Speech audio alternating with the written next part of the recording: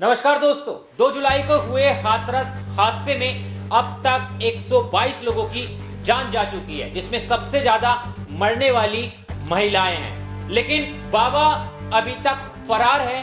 वो बाबा फरार है जिसके कारण यह आयोजन किया गया था।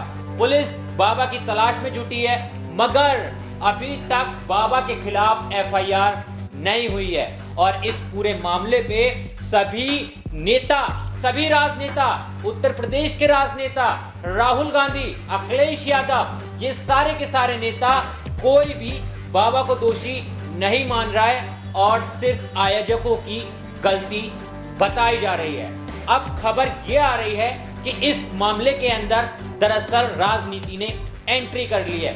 कैसे कर ली है आपको वो भी मैं बता देता हूं। राजनीतिक के जानकार लोगों का मानना है कि उत्तर प्रदेश में भोले बाबा के लाखों भक्त हैं और उनका दलित समाज के बीच अच्छा रसूख है। स्थानीय पत्रकार वीएन शर्मा बताते हैं कि भोले बाबा खुद जाटव समाज से आते हैं और इनके भक्तों में 80% लोग भी इसी समाज से हैं, जिसमें महिलाओं की संख्या ज्यादा है। इसके अलावा ओबीसी वर्ग से भी लोग इसके साथ जुड़े हैं। वे कहते हैं कि उत्तर प्रदेश में 20 से ज्यादा जिलों में भोले बाबा का नेटवर्क है, जिसके तहत लाखों दलित वर्ग के लोग उनसे जुड़े हुए हैं। बाबा खुद को हरि यानी विष्णु का अवतार मानते हैं। वीएन झा कहते हैं कि मैंने भोले बाबा के 20 से ज्यादा कार्यक्रम देखे हैं। हर कार्यक्रम में 1 लाख से ज्यादा लोग जुटते हैं और इसमें ज्यादातर दलित होते हैं। भोले बाबा के इस नेटवर्क की बात करते हुए उत्तर प्रदेश के वरिष्ठ पत्रकार ब्रजेश शुक्ला कहते हैं कि हर पार्टी के लिए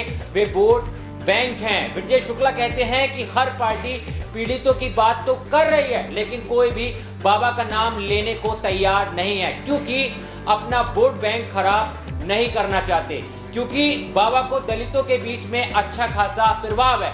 अगर उत्तर प्रदेश में दलितों की आबादी की बात करें तो यह करीब 20% है। हालांकि वीएन शर्मा कहते हैं कि चुनावों में उन्होंने कभी नहीं देखा कि भोले बाबा ने किसी राजनीतिक पार्टी का समर्थन किया हो। हालांकि उनके एक कार्यक्रम में अखिलेश यादव के जाने की तस्वीर सोशल मीडिया पर खूब वायरल हो रही हैं। हाथरस हादसे के बाद ये तस्वीरें अब साझा की जा रही हैं, लेकिन जब अखिलेश यादव से इन तस्वीरों के बारे में बात की गई है तो उन्होंने इसे बीजेपी पर मढ़ दिया है और बीजेपी की साजिश बता दिया है। लेकिन यहाँ पर कोई भी राजनेता जो है वो बाबा के ऊपर बोलने को तैयार नहीं है और सीधा जिम्मेदार प्रशासन और आयोजकों को मान रहा है। प्रशासन जिम्मेदार है, हमने भी माना, आयोजक जिम्मेदार हैं, हमने भी माना, लेकिन कहीं ना कहीं बाबा भी इसका जिम्मेदार माना जाएगा। क्योंकि अब खबर यह भी आ रही है, एक भक्त ने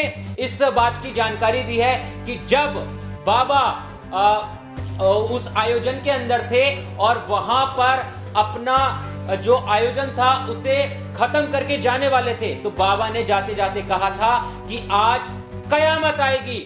और उसके बाद ऐसी कयामत आई कि हाथरस के अंदर 123 के करीब लोगों ने अपनी जान गंवा दी। अब अगर ये बात सत्य है कि बाबा ने कहा था कि कयामत आएगी, तो ये कहीं सोची समझी साजिश तो नहीं थी। कहीं बाबा अपने भक्तों में अपना प्रभाव डालने के लिए, अपने आप को भगवान साबित करने के लिए कोई साजिश तो नहीं रख दी। देखिए, तमाम तरीके के अब इस केस में एंगल निकल कर आ रहे हैं, लेकिन सबसे बड़ा सवाल यही उठ रहा है कि बाबा अभी तक गिरफ्तार क्यों नहीं हुआ है। और दूसरा नजरिया ये कि उत्तर प्रदेश की राजनीति बेहतर तरीके से आप लोग जानते हैं कि किधर चलती है। दरअसल दलितों को लेकर चलती है और बाबा के साथ एक दलित वोट बैंक जो है वो अच्छा खासा जुड़ा हुआ है। कहीं वो वोट बैंक नाराज ना हो जाए, कहीं वो वोट बैंक उत्तर प्रदेश के अंदर नेताओं से न रूठ जाए बाबा के गिरफ्तार होने के बाद। इसीलिए सारे के सारे नेता मौन है, क्योंकि उत्तर प्रदेश के अंदर उपचुनाव होने हैं, 10 सीटों पर उपचुनाव होने हैं। बसपा ने भी निर्दोष बता दिया है, अखिलेश यादव ने भी निर्दोष बता दिया है, और यहां तक कि सूबे के मुख्यमंत्री योगी आदित्यनाथ ने भी अभी तक बाबा को पकड़ने के लिए कोई सख्त आदेश नहीं दिया है। बाबा के वकील की माने तो उनका सीधा कहना है कि जैसा पुलिस कह रही है बाबा वैसा कर रहे हैं। अब तमाम तरीके के इस पूरे मामले में सवाल उठने लगे हैं कि आखिर बाबा गायब है या फिर बाबा को गायब कर दिया गया है। और अभी तक बाबा क्यों सामने नहीं आ रहा है? विकास दुबे जैसे अपराधी का एनकाउंटर उत्तर प्रदेश के अंदर हो जाता है, लेकिन बाबा अभी तक उत्तर प्रदेश के अंदर नहीं पकड़ा जाता है। और सीएम योगी आदित्यनाथ का भी बुलडोजर अभी तक खामोश बैठा है। आखिर ये खामोशी क्यों है? किस वजह से है? क्या राजनीति जनता से ज्यादा बढ़कर हो गई है?